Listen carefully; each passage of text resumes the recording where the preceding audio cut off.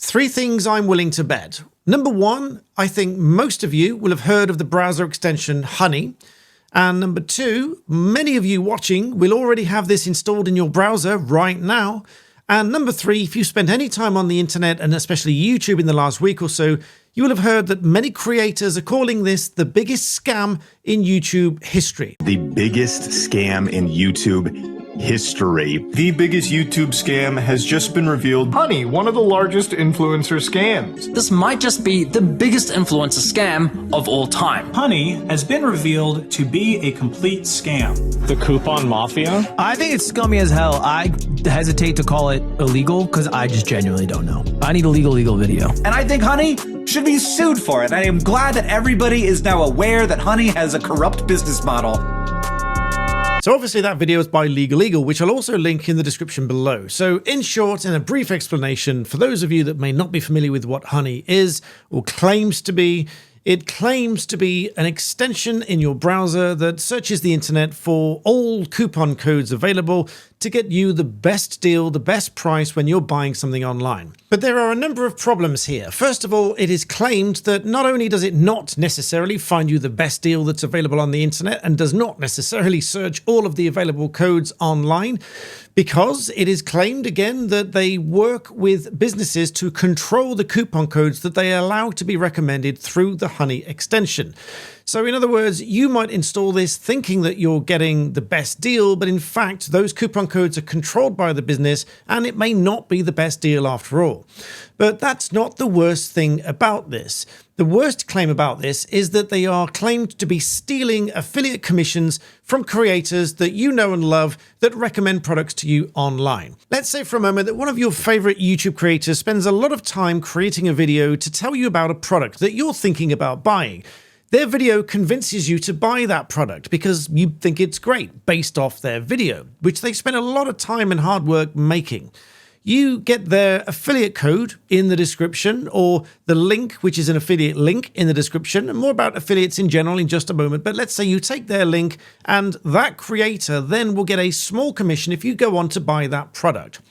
How would you feel if, when you get to the checkout, another company, in this case PayPal, allegedly is stealing the commission from your favorite creator, having made the video and convinced you to buy the product, by offering inherently no value whatsoever? So here's a very short clip from a video by Megalag, which I'll link in the description below, explaining exactly how that might work in practice. Just imagine something like this happening in a real-world scenario. Let's say you're at a department store looking to buy a new TV. A salesman spends time running you through your options. You decide to buy, he gives you his referral card, you get to the checkout, and right as you're about to pay, a sleazy salesman pops up going, "Hey, should I check if I have any coupon codes for you?" Naturally, you say sure. He snatches your referral card without you ever noticing, looks for coupons, says sorry, no luck this time, but instead of handing back the original referral card, he hands back his own.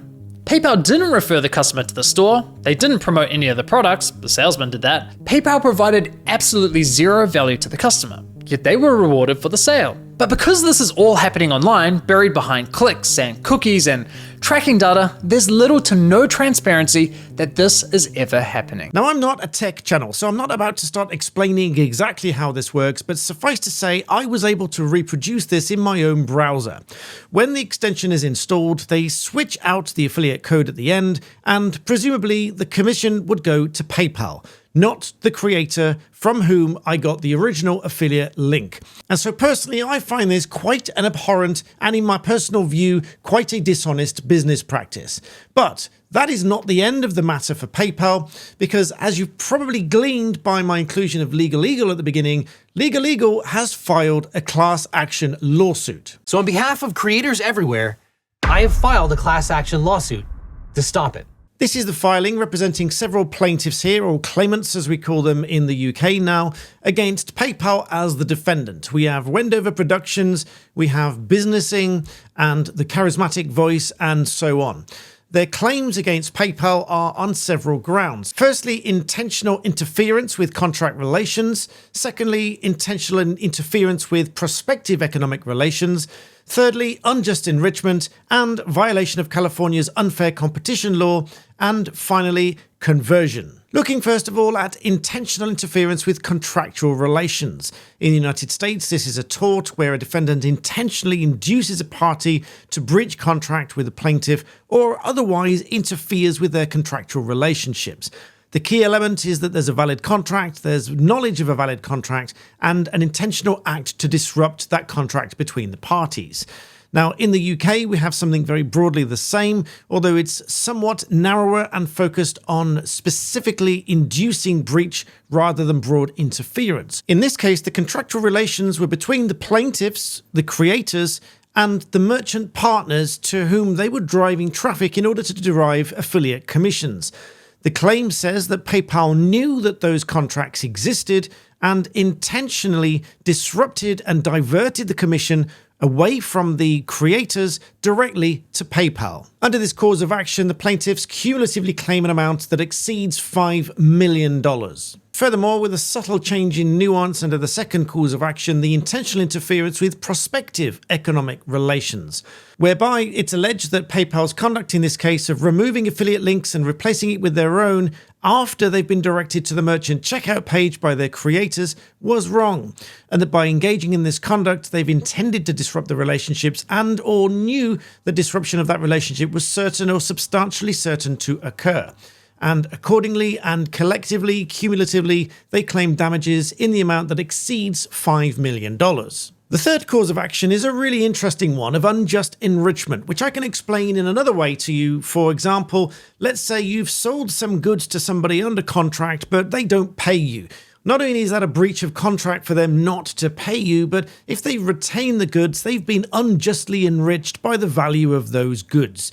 The other way around, for example, if you give somebody money for something or you pay somebody to do a job for you and they simply don't do the job, they have been unjustly enriched by the amount of money that they've received from you because they haven't carried out the work. This is subtly different from a straightforward breach of contract because that assumes that there is a contract in place.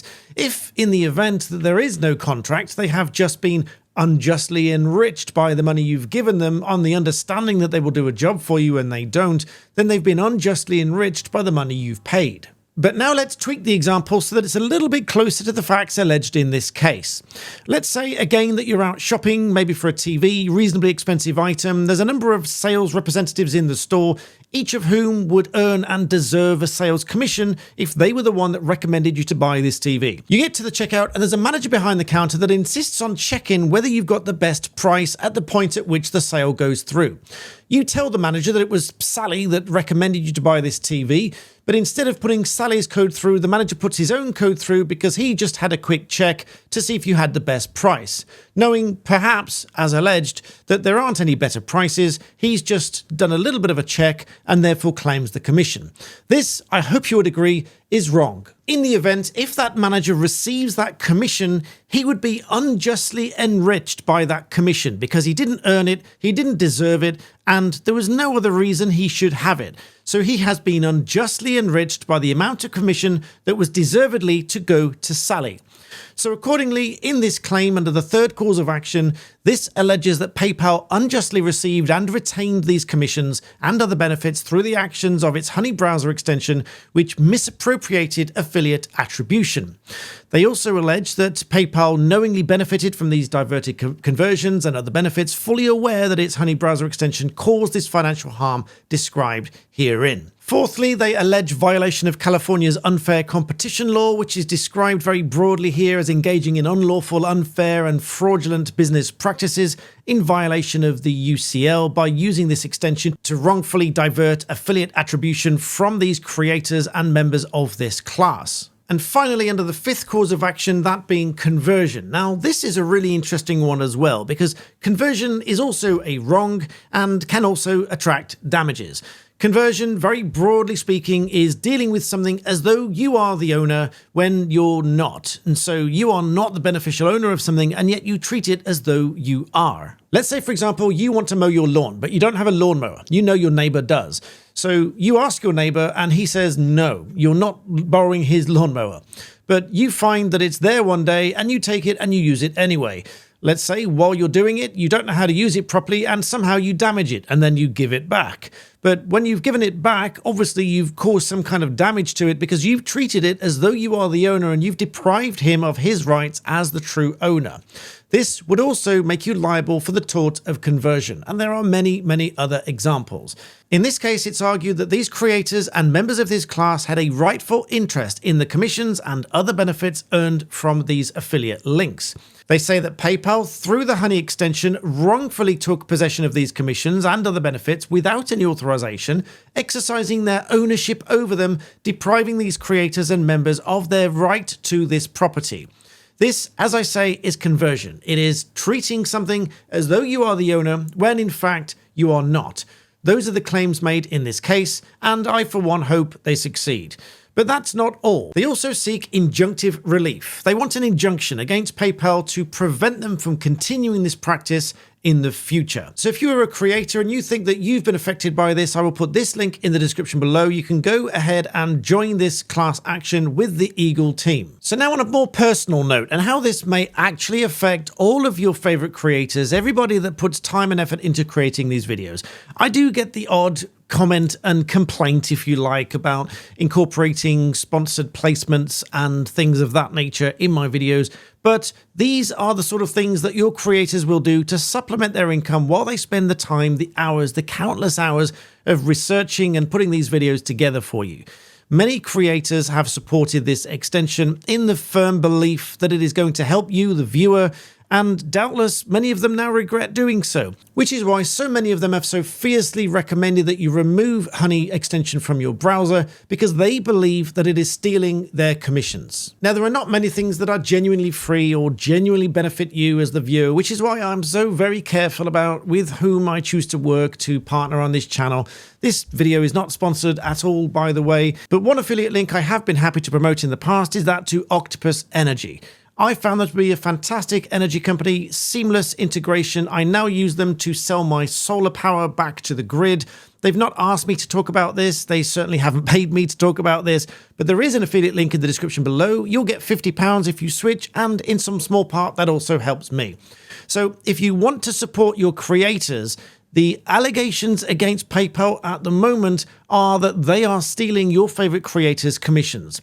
And if you don't want them to do that, and if you believe that that is true based on all the videos that you watch, not just relying on mine, you can read the legal court filings linked in the description below, but hopefully that's given you some understanding of how that applies. It's broadly similar in the States as it is in the UK. They're broadly similar arguments, and I, for one, think it is quite an abhorrent business practice, if indeed that is exactly what's proven in court. But for now, thank you for watching, and I'll see you next time.